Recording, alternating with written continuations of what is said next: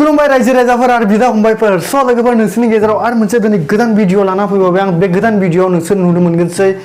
बे Poco X3 unboxing आरो बिनि लोगोसे नोंसोरखौ मोनसे खोन्थागोनसै लोगोफोर नोंसोर आंनि उनावहाय मोनसे कम्पिउटार नुयोमोन कम्पिउटारा दा गैलिया न'आवहाय दोनबोबाय आं बिराद गोजान जायगायाव फैबाय बे जायगानि नामा जाबाय कयम्बटुर आरो तामिलनाडु स्टेट लोगोफोर दिनैनि भिडिअखौ स्टार्ट खालामनायनि थाखाय बे आं मैया फ्लाइटनाव फैनायनि क्लिपखौ दिन्थिगोनसै आं गोरलैयैनो नायदो आरो बे इन्ट्र'खौबो नायना लादो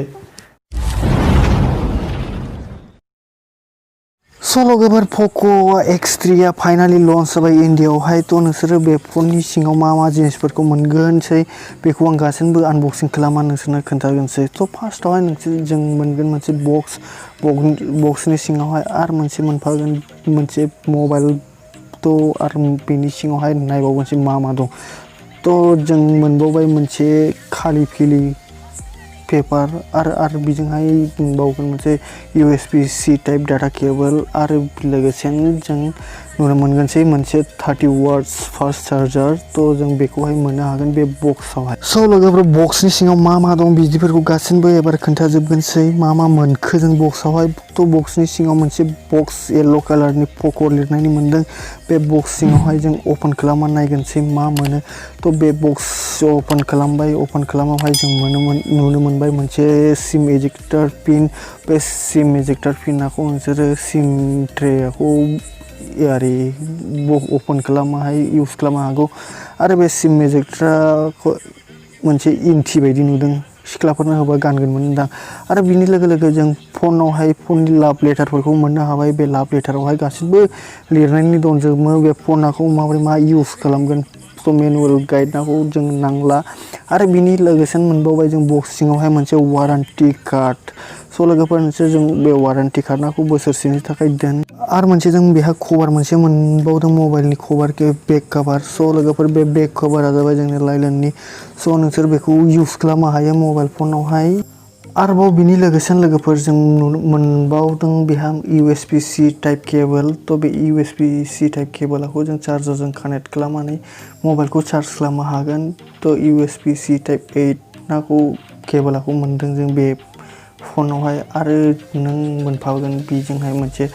चार्जारा जाबाय 30 वाट्सनि फुल चार्जार बे चार्जारजों नोङो फास्ट चार्जिं खालामनो हागोनसै आरो MIनि ब्रेन्डिं खालामनायनि दं बे चार्जारावहाय जों बे चार्जारखौहाय मोनफाबाय बक्स सिङावहाय आरो बेनि लोगोसेनो जों गुबुन फननि बेबहारखौ रायलायनोसै फना जाबाय जोंनि बेनि फननि गोजौआवहाय मोनसे प्लास्टिक रेप दं बे प्लास्टिक रेपखौ जों एबार बोखारनानै गारहरनानै जों गावनि फनखौ बुट खालामनोसै फाइनालि फनखौ जों नुनो मोनगोनसै फना साइडआव मा दं गासैबो बाथ्राफोरखौ खोन्थाजोबनोसै लोगोफोर जों फनखौ नायदो फार्स्टआवहाय जों मोनसे केमेरा सेल्फि केमेरा नुनो मोनगोन आरो बेनि लोगोसे डिसप्ले बेखौहाय जों साइडनिखौ खोन्थाजोबनोसै फननि लेफ्ट साइडआवहाय दङ मोनसे सिम ट्रे आरो बेनि लोगोसे सिम ट्रेल' दङ साइडआवहाय आरो बे सिम ट्रेया जाहैबाय हाइब्रिद सिम ट्रे नोंसोरो मोननै सिम इउज खालामबा डुवेल सिमखौ इउज खालामब्ला मेम'रिखौ लागायजानाय नङा आरो मेम'रि मोनसे लागायदेरोबा सिंगेल सिमबानो लागायजागोन बेखौनो हाइब्रिद सिम होनो आरो बेखौहाय जों सोहरफिनगोनसै लोगोफोर फना बांद्रायबो मथा नङा बांद्रायबो स्लिम नङा मिडियामावहाय दङ Poco फना बिदिबायदिनो जाखायो आरो जों बिनि गाहायावहाय नुनो मोनगोनसै 3.5mm जेक आरो C टाइप चार्जिं पइन्ट आरो मोनसे माइक आरो बेनि लोगो स्पिकार डुवेल स्पिकार लोगोफोर जों राइट साइडनि आरोहाय नुनो मोनगोनसै मोनसे फिंगारप्रिन्ट सेन्सार आरो बेनि लोगोसेनो भलिउम आप एन्ड डाउन रकार गोजौआवहाय दङ जों सेकेन्डारि माइक आरो आयार ब्लास्टार आरोबाव बिनि बेक साइडआव 4 केमेरा सेटआप आरो बिनि लोगोसे मोनसे फ्लेश आरो लोगोफोर नोंसोर गाहायाव जों नायनो थांबा Pocoनि मोनसे गिदिरनो आरि ब्रेन्डिं दङ आं बिदि ब्रेन्डिंखौ मोजां मोना बांद्राय देरद्राय नुयो आरो लोगोफोर जों डिसप्लेखौ होनो थांबा डिसप्ले साइजआ जाहैबाय 6.67 इन्चि आरो IPS LCD कर्मिं गरिला ग्लास होआ जादों आरोबाव लोगोफोर प्रसेसरा जाबाय Qualcomm Snapdragon 732G octa core 2.6 GHz dual core Kairos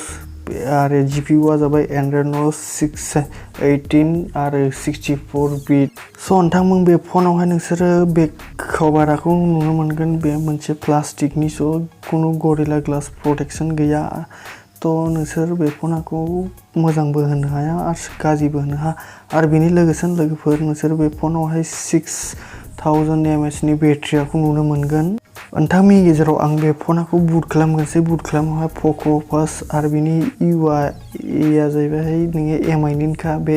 एनि टाइम नों Xiaomi फनावहाय आरियाखौ UI-खौ MI निखौनो मोनगोन स' बुट खालामनायनि सिगां लोगोफोरखौ मोनसे खोन्था होनो सानदों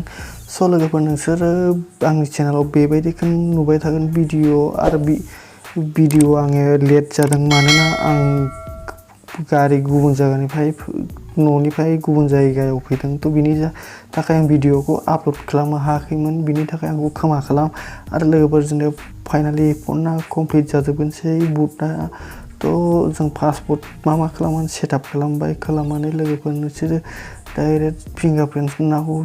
अके खालामनानै लादो आरो बिनि लोगो जों टिमाखौ सेलेक्ट खालामदो मबेखौ दोनगोन सेटआप खालामनानै लोगोफोर नोंसोर डाइरेक्ट एरो बाटनाव क्लिक खालामदो अब्लानो नोंसोर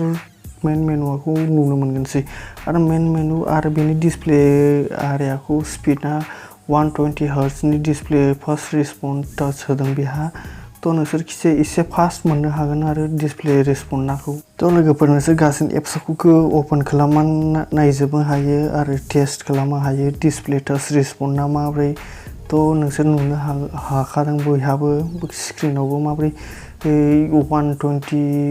Hz डिसप्ले रेसपन्सआ माब्रै थ' बेखौ आं जेबो साबा होना मोजाङैनो थ' लोगोफोर जों एबार थांगोनसै नेक्स्टआ जोंना केमेरा थ' केमेरायावहाय लागाया जादों बेक केमेरा जाबाय जोंना rear camera 64 megapixel 30 megapixel wide angle आरो बिनि लोगोसे 2 मेगापिक्सेल प्लस 2 मेगापिक्सेल केमेरा सेटआपखौ नुनो मोनगोन नोंसोरो उनावहाय आरो लोगोफोर नोंसोर बिनि लोगो सेल्फि केमेराखौ नुनो मोनगोन फ्रन्ट केमेरा जोंना 20 मेगापिक्सेल होआ जादों थ' नोंसोर गासैनि डिटेल्सफोरखौ मोनजोबगोन मोजाङै फट'आवहाय स' नोंथांमोना बे फनखौ गोबां भेरिएन्टआव मोननाय 6GB रेम आरो 64GB स्टरेज थ' बेनि प्राइसआ जाबाय नोङो 17,000 निफ्राय स्टार्टिं स' गुबुन भेरिएन्टखौ नोंसोर चेक खालामनो हागोनसै स' लोगोफोर दिनैनि भिडिअखौ नायनानै माबोरै मोनखो मोजां मोनदोंबा लाइक खालाम आरो माबाफोर खोन्था दंबा कमेन्ट खालाम आरो नोंसोर बे चेनेलखौ दाबोनो साबस्क्राइब खालामाखैबा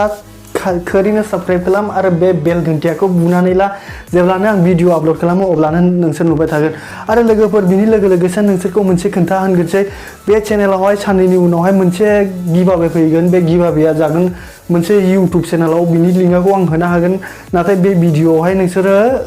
आरिखौ मोननाय नङा गिभअवेखौ आं बेनिफ्राय नेक्स्ट भिडिअ फैगोन थ' बेहा आं गिभअवेखौ खालामगोन स' लोगोफोर नोंसोरो बिदिनो थाबाय दा हेफाजाब हो आरो लोगोफोर नोंसोरो चेनेलखौ साबस्क्राइब खालामो दाबाव साबस्क्राइब खालामना आरो बेल घन्टियाखौ बुनानै लाथारखा जे आं दिनैहाय भिडिअखौ बेहायनो फोजोबगोनसै जय बड'लेण्ड एन्ड जय हिन्द